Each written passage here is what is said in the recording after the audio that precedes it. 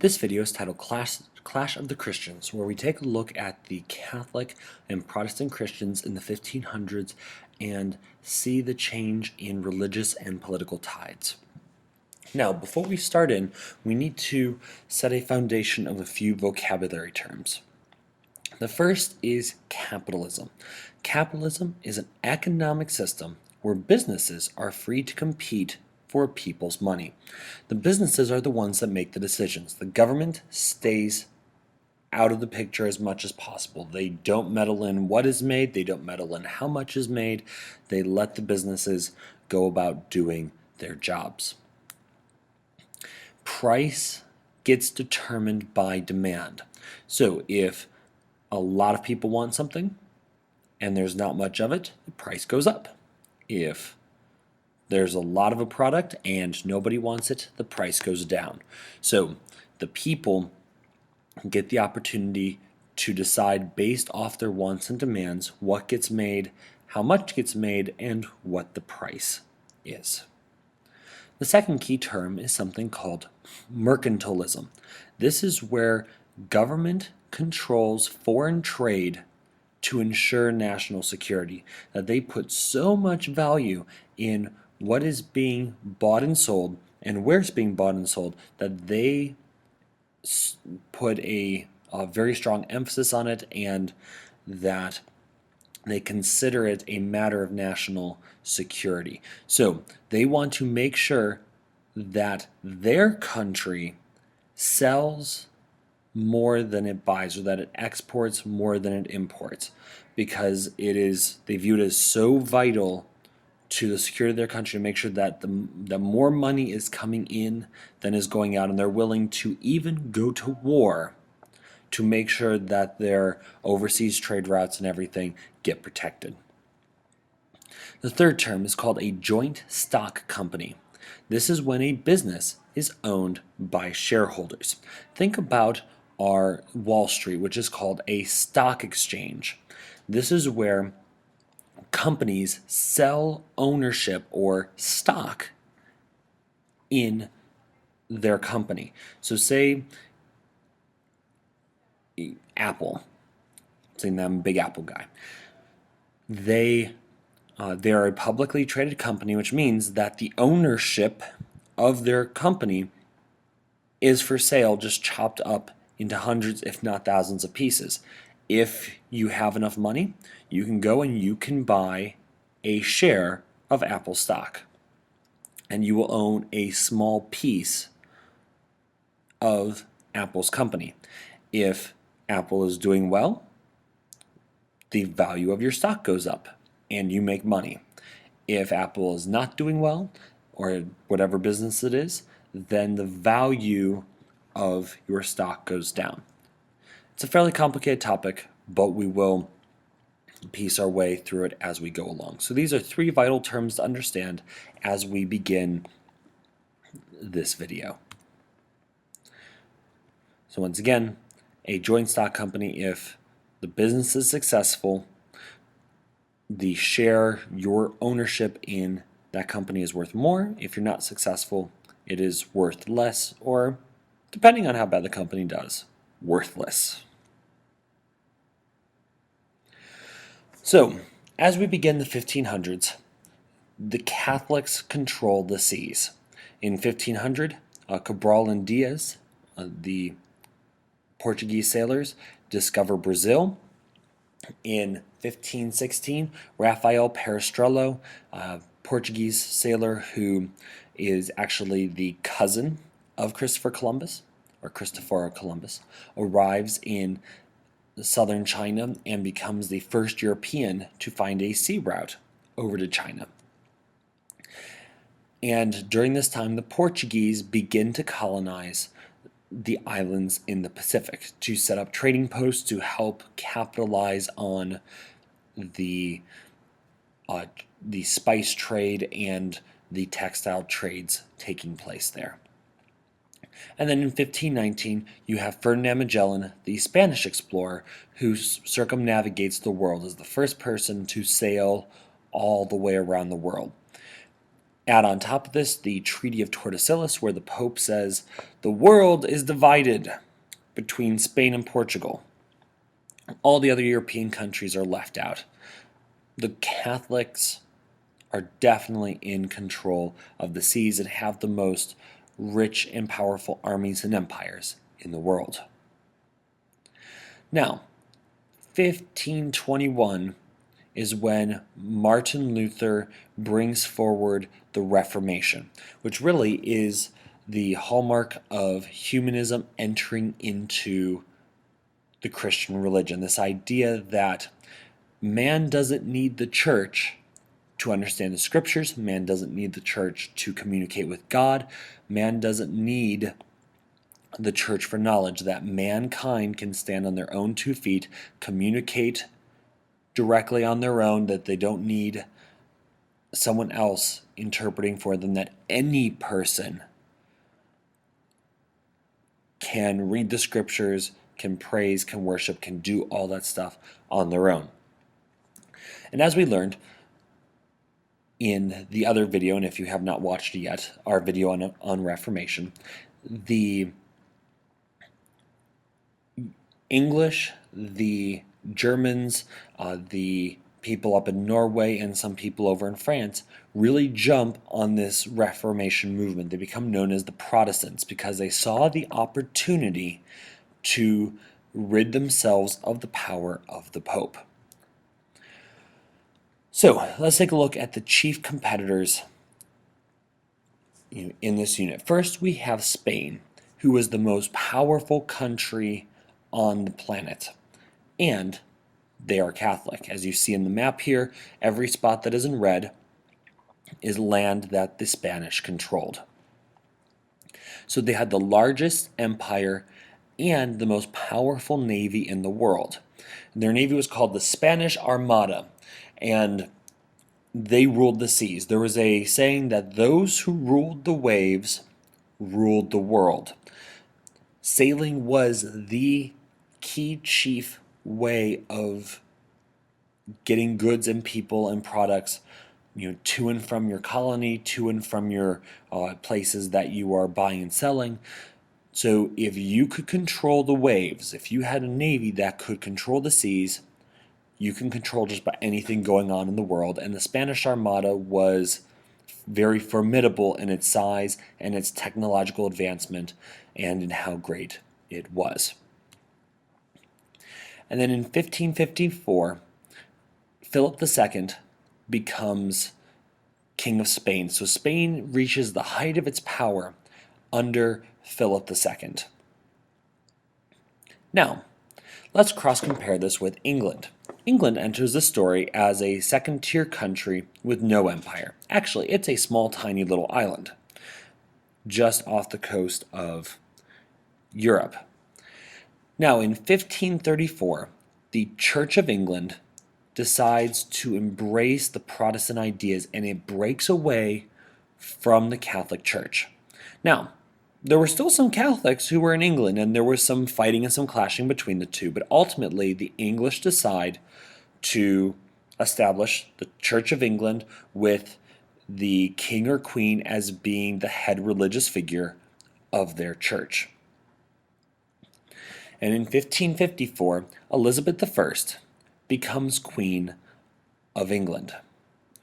So at the same time that Philip II is becoming King of Spain, ruling the most powerful empire in the world, Elizabeth I becomes Queen of England and is controlling a fairly small, kind of piddly island, just off the European continent.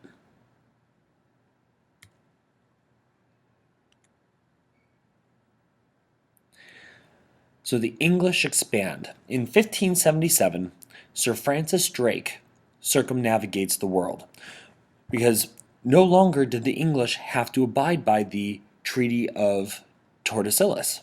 No longer did they have to abide by the Treaty of Zaragoza. They didn't have to listen to the Pope. So, as a show of their power and to test their naval technology, they send Francis Drake to circumnavigate the world, and he does so successfully. Actually, you can argue he's the first person to circumnavigate the world and make it back alive, because technically Magellan's crew made it back, but Magellan died after the Philippines.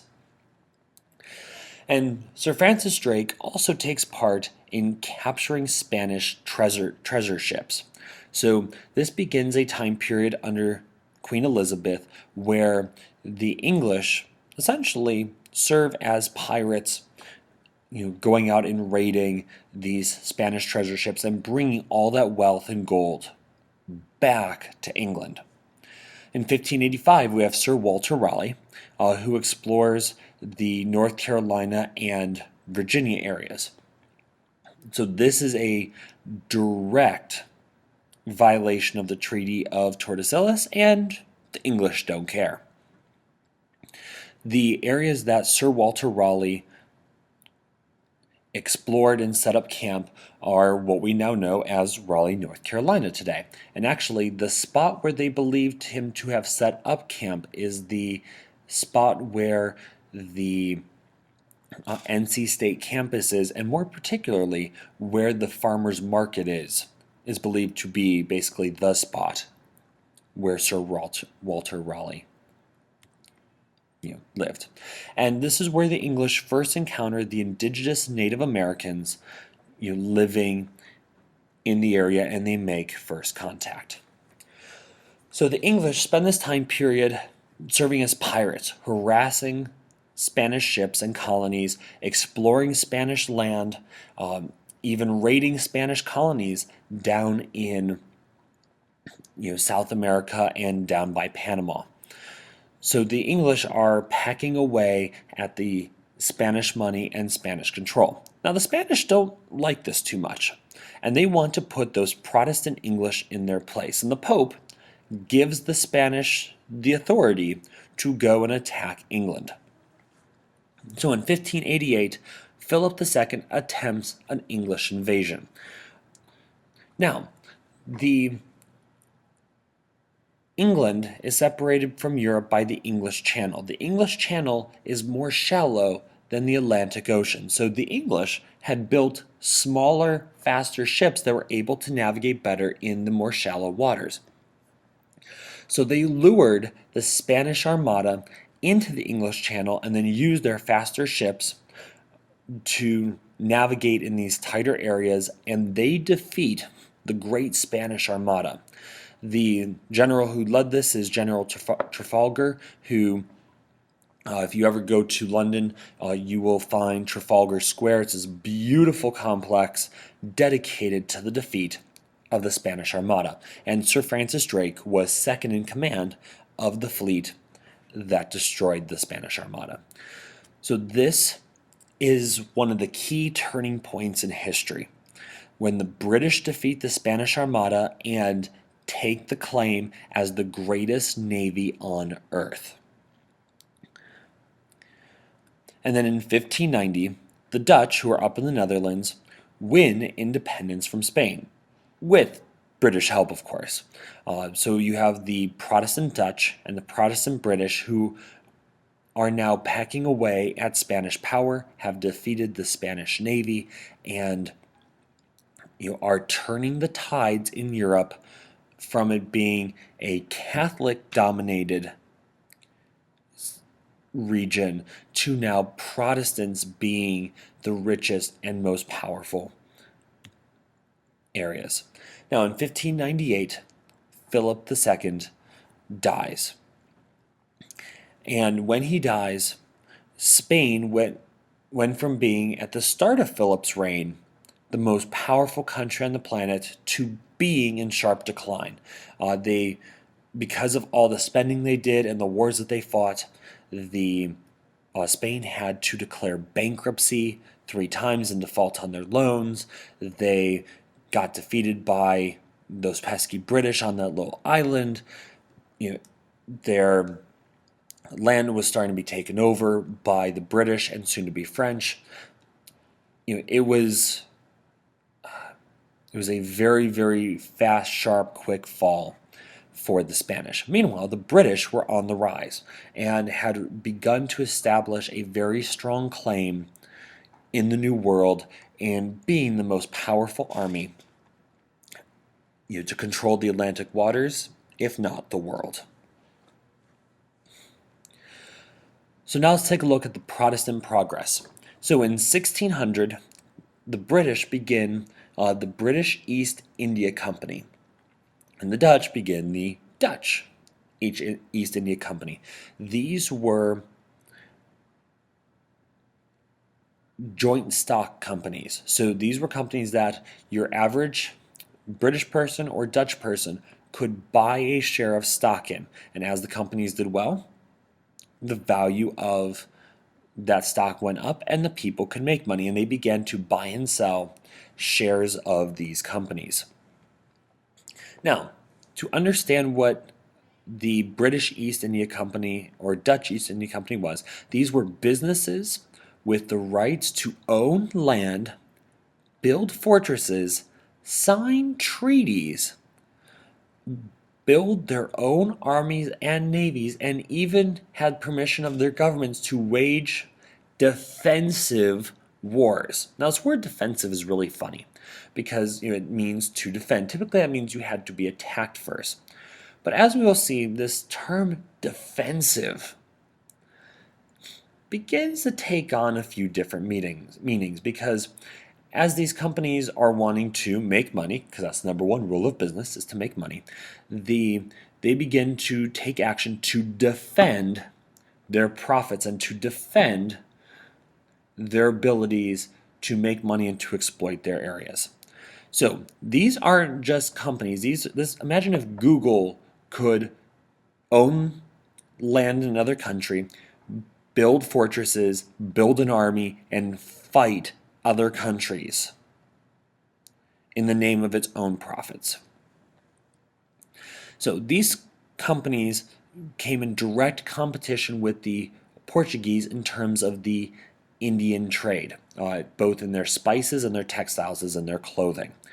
So this begins the first true competition of prices between the European countries. So you have the Catholic Portuguese and you have the Protestant Dutch and British who begin to be strong players, and the competition of this time, it begins to drive down prices and sparks little minor wars and conflicts as countries practicing mercantilism fight wars to make sure that they have the best and most profitable trade. So in 1603, Queen Elizabeth I dies. She has seen her country go from being small little islands to beginning to build an empire and on the path to become the greatest empire in the world. So the seeds to the Great British Empire, which is one of the largest empires the world has ever known, begins with Queen Elizabeth I. She is so prominent that it even becomes known, this whole time period becomes known as the Elizabethan time period. So 1606, the Dutch explorer Willem Janszoon finds Australia, because the thought process went like this. So everything in the world seems to have balance. So if there's all these huge land masses of North America, of South America, of Europe and Asia, then there must be another huge Eurasian kind of continent on the southern hemisphere. And there became these myths and these rumors and these legends about this great landmass that was just ready for the taking, and the Protestants begin to explore for it. And the Dutch explorer, William Janszoon, is the first to find Australia. This is the first time in over 5,000 years that humans, other than the Aborigines who lived in Australia, that a outside human steps foot onto Australia from the time that the ice bridge melted. In 1607, the English established the Jamestown colony in Virginia, and in 1620 you have the Pilgrims who established the Plymouth colony in Massachusetts. So this marks the British starting to truly expand out into the new world and exercising their military, financial, and business might. So as we've seen a shift in power from the Catholics being the most prominent and dominant forces in the world to now the Dutch and the British starting to chip away at these Catholic countries and really beginning to take ownership of being a world power for themselves.